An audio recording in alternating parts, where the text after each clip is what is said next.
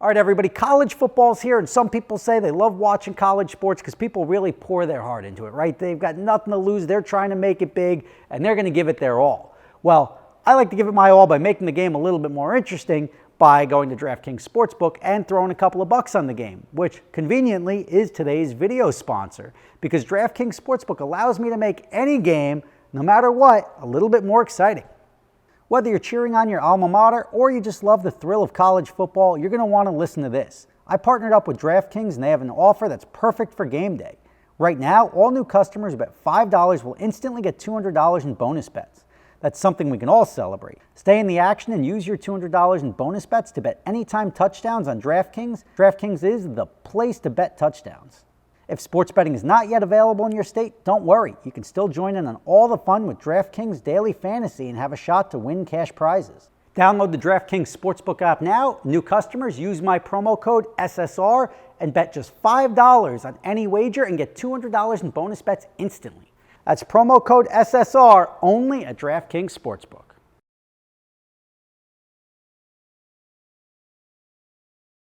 I want to let you know that there is about 7 days left for the Super Speeders giveaway for one of you guys to win a chance to come to Adventure Drives in Germany with us, to drive on the Nürburgring, go for a taxi lap, do all this fun stuff. We're going to Oktoberfest in Munich, driving in the Autobahn, visiting the Porsche Museum, and then checking out Neuschwanstein Castle. Very, very cool experiences all across the board. And for as little as $30, you run yourself a chance of joining us. So it's going to be a good time. It's about 250 of them sold, so we have about half left. So your best odds are going to be 1 in 250. Worst odds, 1 in 500. That's a great chance to come on an epic trip. Check the link in the description. We're doing a drawing no matter what, whether it hits 500 shirts or not. September 3rd, you're going to find out who's coming to Germany. Essentially, all expenses paid. We've got your flights covered. We're getting you a fun rental car, and hotels, food, alcohol, everything's included except for your gas. Now to why we're actually here. I am about to sell all of my rental cars. So all of them, and for different reasons, and I'll explain why. And behind me, some of the rental cars are here. We've got 1, 2, 3, 4, 5, 6, 7 of them here. But everything is going to be sold in the next, just say, 60 days. And this isn't like a YouTube, I'm going to sell them for different reasons. Some of them, it's just because it's seasonal. Some of them, I've just held them too long, and it's time to get rid of them. And I've talked about this Huracan, for example. I want to get rid of this Huracan because it's now got 40,000 miles or 41,000 miles, and it's done great, but I want to replace it with a newer, lower mile car. There's no reason to keep them. I traditionally keep cars to 25,000 miles, and the reason is now this car, and the way I finance these cars, is it's 5 years to 0. So when I have this, I'm sitting in a car that I've got a tremendous amount of equity in, and all of this cash is buried in these car loans. So I want to free up that cash so I've got more opportunity to do other stuff. And then in the wintertime, naturally, we're a seasonal business here, right? So I want to offload a good portion of the inventory and then rebuy new stuff in the spring. There's no sense in sitting on a full warehouse full of cars in the winter when I can get rid of a bunch of them. And that's essentially what I'm doing. I'm getting rid of 8 of them, and those are just gone. Those are just, it's seasonal. I don't need any more than 8 or 10 cars for the winter season. The ones I'm going to keep or replace. So as I said, I'm selling everything, but this will be replaced. The Gallardo, gone. I may get another one in the spring, and that's not to say I'm not going to reposition the fleet in the spring. I will obviously be up to 20 cars or so come spring, but there's no sense in me sitting on them for the 5 or 6 months where there's not so much business and I'm paying all this overhead for cars to sit here and do nothing. During COVID, that's one thing, right? The cars weren't depreciating. Now it's a different story. The market softens. There's no reason to sit and stare at them. This Corvette is going, but it's going to be replaced by a Z06 when that comes in. Look how close this is. You see how bad the camera is on the front of the Corvette? It looked like we had a foot, and we almost kissed. So this is going to be replaced. This is going to be replaced. That's gone for the winter. If we keep walking back here, Yasmin, you're going to come with me. This one's gone. This one doesn't go out very much. I'm very annoyed, and I question whether or not there is a benefit to getting an Aston Martin convertible. I think I just may not carry Aston Martin convertibles. I think I may just reposition and not have an Aston Martin, I'll just have more Lambos, Ferraris, Porsches, Corvettes, those are the things that go. But the Aston, I gave it another shot. I'm like, it's nice to have the variety, but the utilization on cars like this is just not good. Same thing with the R8, which happens to be out right now, because I am still running my R8 special, which I said I'm going to rent the R8 all summer for $500 a day. If you guys want that before I sell it, you still have an opportunity to do so. And which is now my lowest, like this is $649 a day. So you're getting an R8 for cheaper than a Corvette or a Porsche. It's a great value. This Porsche, I've always got to have Porsches in the fleet. I'm going to get another one, but this one, it's not the craziest. And I can go through the miles on all these. If you're interested in any of these, just reach out to me. But this Porsche is going to be replaced during the wintertime with another convertible because it's a better car to have, which is a Porsche convertible. Year-round, but I'm not going to get a Porsche coupe. I've never carried a Porsche coupe. I don't see any reason to do so. Ferrari back here, I was like, fingers crossed. I don't root for it, but I was like, if somebody bins this thing, then it's easier than selling it. This is going to be a tougher sell because of the accident history. It's got 5 accidents on it. And nothing was severe enough to total it, but it's a 5-accident Ferrari. Condition-wise, great, right? Structurally, nothing wrong with it.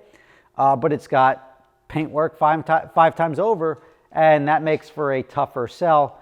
This is just bird poop. Don't look at it and look, whoa, there's something wrong with that car. But the condition of the car is fine. I would drive this thing to California right now. I just did my first service on it. And I guess when I do sell these cars, I'll give you an idea of what the maintenance cost and everything is. Really not that bad. Like much less than you would think. But I've got the data to back up that these cars are solid. There's nothing wrong with them, and that you can sort of check them out and see that there's a reason this business works. If it was back in the day and I'm spending $30,000 or $40,000, or even why I don't rent McLarens.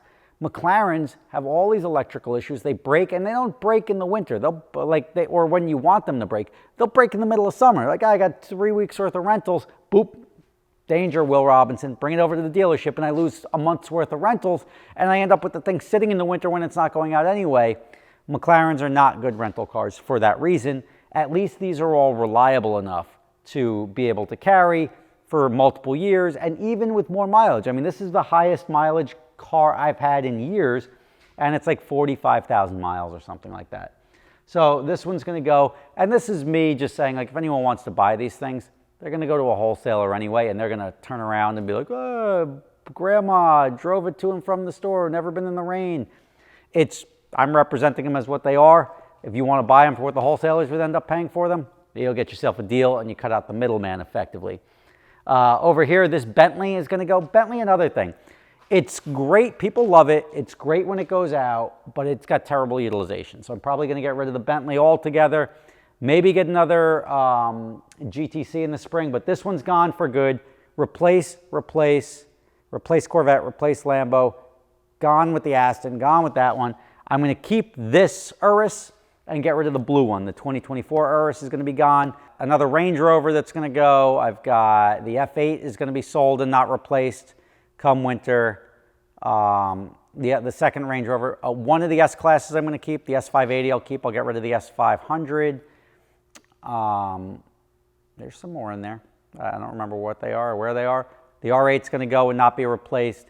And then come spring, I have this big pile of money, and I'm going to be like, what do I want to buy now? And that's when I get to get adventurous and try some things out. And like, these were experiments, right? Trying this car, the Aston Martin, and the R8 were all experiments, and they didn't do very well. I'm like, look, it's all Lambos and Ferraris and Porsches, and eventually you're going to realize just cater to what your customers want, and don't keep buying stuff you don't need.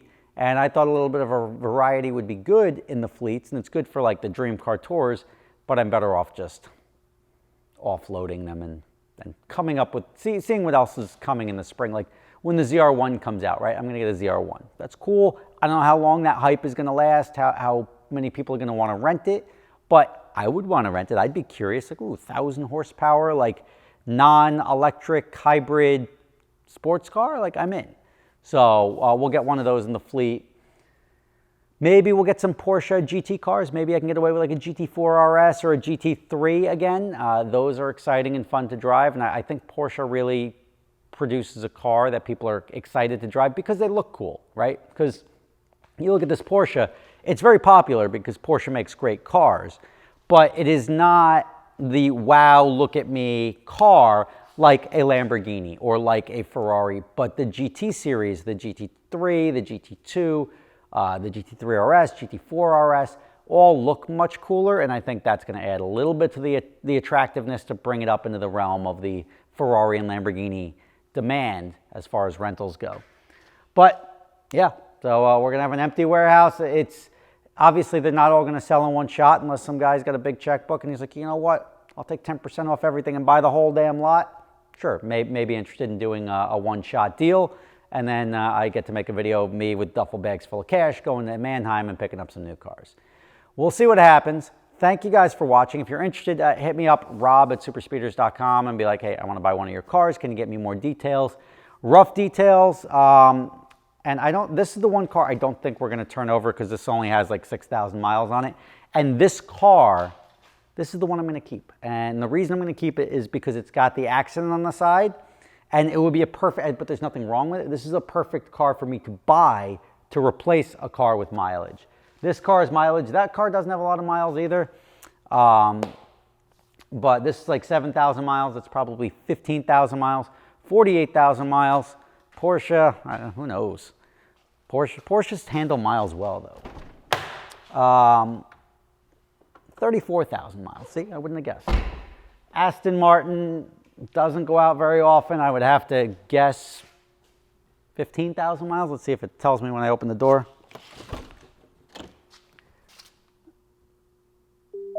Looks like 18,000 miles, but my eyes are old, so it's a one something. Corvette's got about 10,000 miles on it. It was a 2023 convertible. Lambo's got 41,000 miles on it, and the other Lambo I think just cracked 10,000 miles, which is an LP550 Spider. So those are the ones that are here. If you're interested in any of them, hit me up via email. Otherwise, I hope you have a good day. That is why I am selling all these cars. It is a business decision, and it's part of the fleet is being sold and not replaced seasonally, and it will be replaced when business picks back up in the spring. And then the other part of the fleet will be just turned over because I haven't really sold much in a while. Thanks for watching.